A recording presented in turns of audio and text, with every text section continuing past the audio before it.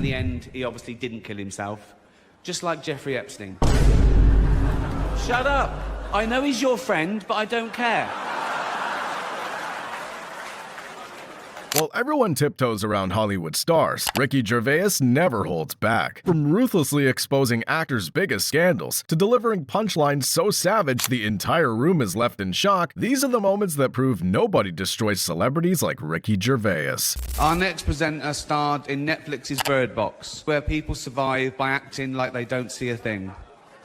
Sort of like working for Harvey Weinstein. You did it. I didn't. You did it. Shut the f*** up. For years, award shows have been hijacked by celebrities who think a trophy's a license to lecture the public. When Ricky Gervais hosted the Golden Globes for the 5th time, he shut down every self-important voice before a single award was handed out. If you do win an award tonight, don't use it as a platform to make a political speech, right? You're in no position to lecture the public about anything. You know nothing about the real world. Most of you spent less time in school than Greta Thunberg. If you win, right, come up, accept your little award, thank your agent and your God, and f*** off, okay? That moment alone cemented Ricky as one host Hollywood can't control. So when Will Smith snapped over Chris Rock's G.I. Jane joke, the internet already knew Will would have been bodied if Ricky was the host. And I said, people on Twitter, it was trending, people saying, oh, what would have happened if Ricky had been hosting it? And I said, nothing, because I wouldn't have made a joke about his wife's hair. I'd have made a joke about her boyfriend. And then Iowa has been giving out gun permits to blind people, not just partially blind, but completely blind people who aren't allowed legally to drive cars. Just because they lost their sight, why should they lose the constitutional right to continue having a gun? Yeah, well, it's a difficult one, but the short answer is because they can't see what they're shooting. Ricky's punchlines are brutal, but nothing hits harder than when he's dead serious. Back in 2020, he exposed the sickening reality Hollywood was desperately trying to silence. this room are some of the most important TV and film executives in the world. People from every background, but they all have one thing in common. They're all terrified of Ronan Farrow. He's coming for you. He's coming for you. Ricky wasn't done. What he said next didn't just make the room uncomfortable, it exposed who had something to hide. Talking of all you perverts, it was a big year. It was a big year for pedophile movies. Surviving R. Kelly, Leaving Neverland, Two Popes. Shut up. Shut up. I don't care. I don't care. Ricky's Golden Globe speeches always leave Hollywood furious. But when notoriously irritating interviewer Joy Behar pressed him for his politically incorrect humor, his response was so blunt, it stopped the host dead in their tracks. You go on the Golden Globes, a lot of time you are politically incorrect and hilarious, of course. Thank you. So, Thank you. So this is, Well, yeah. Yeah, well, that's the thing about offence, isn't it? When people say they're offended, it's that just because you're offended, it doesn't mean you're right, you know? It's... Mel Gibson, come on. No, come on. I'm not going to have a go at him. He's been through a lot. Not as much as the Jews. Ricky has roasted dozens of celebrities, but his longest-running target is undoubtedly Mel Gibson, and nothing in Mel's dark past was off-limits. From his DUI arrest to his history of anti-Semitic rants, Ricky weaponized every one of Mel's worst moments into the most savage jabs in Golden Globe's history. I've had a couple. I'm not going to lie to you. Now listen up. I haven't offended anyone. I didn't mean, it's not my fault. It's a lot of powerful people here, so if I said it's... Honestly, I like a drink as much as the next man. Unless the next man is Mel Gibson. However, Ricky delivered his most highly personal shot at the 2016 Golden Globes, when he resurfaced the deeply offensive remarks Mel made to a female police sergeant during his infamous 2006 arrest. Right, listen, this is... Shush. Shush, shut up, really, seriously. Right, a few years ago on this show, I made a joke about Mel Gibson getting a bit drunk and saying a few unsavoury things. We've all done it. I wasn't judging him, but now I find myself in the awkward position of having to introduce him again. Listen, I'm sure it's embarrassing for both of us, okay? And I blame NBC for this terrible situation. Mel blames... We know who Mel blames.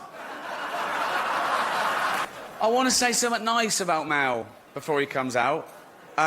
So... Oh, yeah, OK. Here you go. I'd rather have a drink with him in his hotel room tonight than with Bill Cosby. Please welcome Mel Gibson. Listen. Yes. Can I ask you a question? Go ahead. I think we all want the answer to this. Mm-hmm. What the does sugar even mean? I don't know. Ask the guy that said it. It wasn't me. Ricky's ambush left Mel visibly shaken, but he wasn't the only tough personality Ricky managed to rattle. Even notoriously hot-tempered chef Gordon Ramsay became uncharacteristically flustered when Ricky turned the heat on him. The mince for the shepherd's pie was from the lambs that I had in my back garden. Hold on. So they're basically your pets?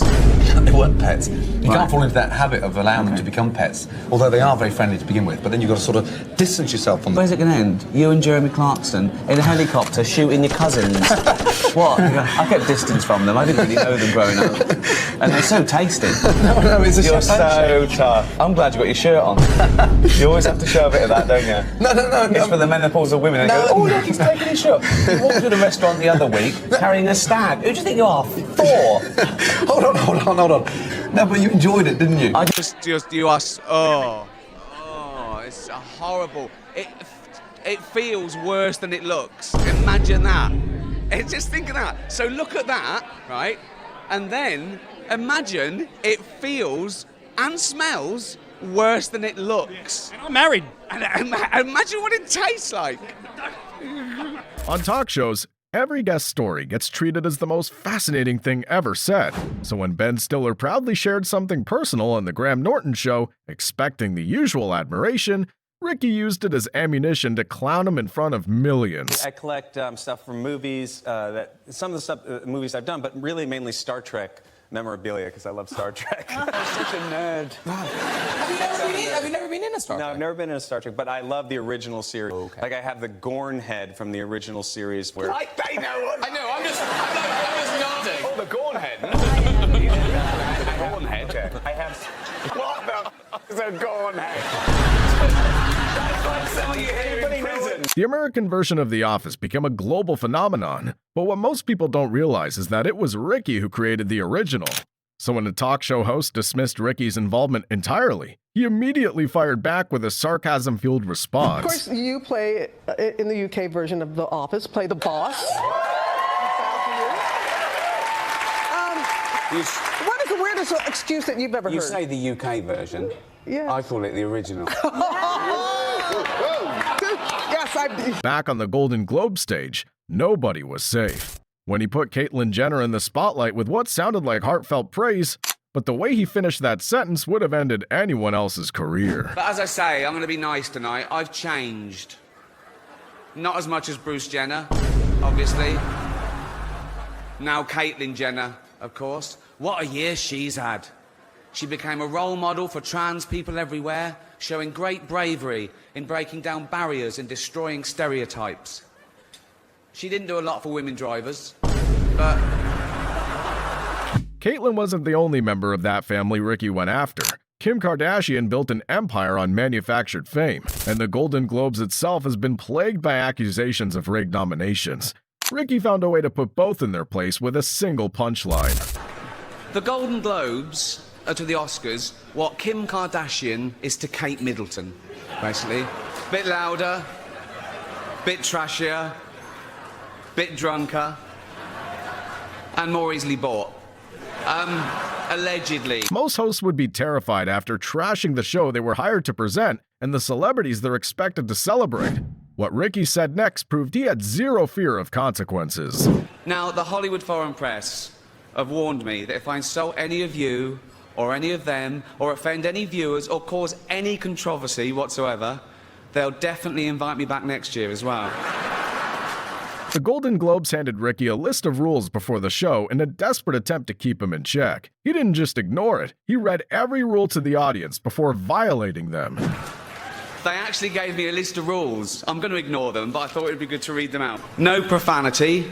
That's fine. I've got a huge vocabulary. No nudity. See, that's a shame, because I've got a huge vocabulary. But a tiny penis. No, it's true. Doesn't matter. I don't care. And I mustn't mention Mel Gibson this year. Not his private life, his politics, and especially not Jodie Foster's beaver. I haven't seen it myself. Justin Bieber, he had to take a paternity test. What a waste of a test that would have been. He's not the father. The only way that he could have impregnated a girl was if he'd borrowed one of Martha Stewart's old turkey basters. Open wide. What's the matter with your voice? Oh, I've got a sore throat. Ah. So that's it. How long have you had the sore throat? Just a couple of days. See, now, I had a sore throat around the holidays. It's all about you, isn't it? It's all about you.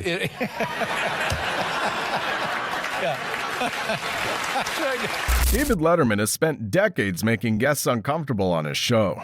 When Ricky put Letterman on blast on his 65th birthday, he used his own disrespectful tactics against him. You're 65 this Thursday, aren't you? That's correct, yes. You can't use this till Thursday. This is official. I got you a bus pass and senior citizens. Oh, it's a Metro card. There it is.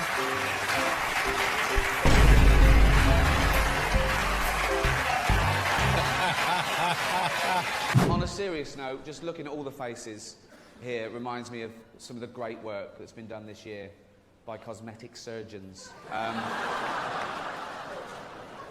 You all look great. The Tourist, starring Johnny Depp, earned what many call the most embarrassing nomination in Golden Globes history, and Ricky had already publicly torn it apart at the 2011 ceremony, questioning how it even got nominated. It was a big year for 3D movies. Toy Story, Despicable Me, Tron. Seems like everything this year was three-dimensional. Except the characters in The Tourist. I feel bad about that joke. No, I'll tell you why. I'm jumping on the bandwagon, because I haven't even seen The Tourist. Who has? I'd like to quash this ridiculous rumour going around that the only reason The Tourist was nominated was so the Hollywood foreign press could hang out with Johnny Depp and Angelina Jolie. That is rubbish. That is not the only reason. They also accepted bribes. When Johnny Depp was standing next to him at the following year's Golden Globes, Ricky openly confronted him, and Depp's response proved he's one of the few celebrities who can actually take a hit. I want to ask you a question. It's real. You can have some. Just checking. Yeah. And be honest. What? Are you on recreational drugs? I'm joking. No, that's not the question. And we all know the answer. Ready? I guess so. Have you seen The Tourist yet? No. Speaking of movie stars who earned respect for how they handled Ricky's jabs, when he mercilessly dragged Leonardo DiCaprio for always dating women half his age, even Leo couldn't keep a straight face. Once upon a time in Hollywood, nearly 3 hours long, Leonardo DiCaprio attended the premiere, and by the end, his date was too old for him. So...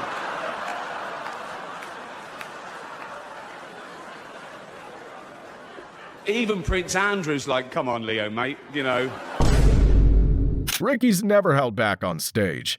However, the time he started ripping into Dame Judi Dench's role in Cats, what he started to say was so ruthless he had to bail halfway through. But by then, the damage was already done. The world got to see James Corden as a fat He was also in the movie Cats, but... no one saw that. Dame Judi Dench defended the film, saying it was the role she was born to play. Because she... I can't do this next joke. Because she loves nothing better than plonking herself down on the carpet, lifting her leg, and licking her own minge.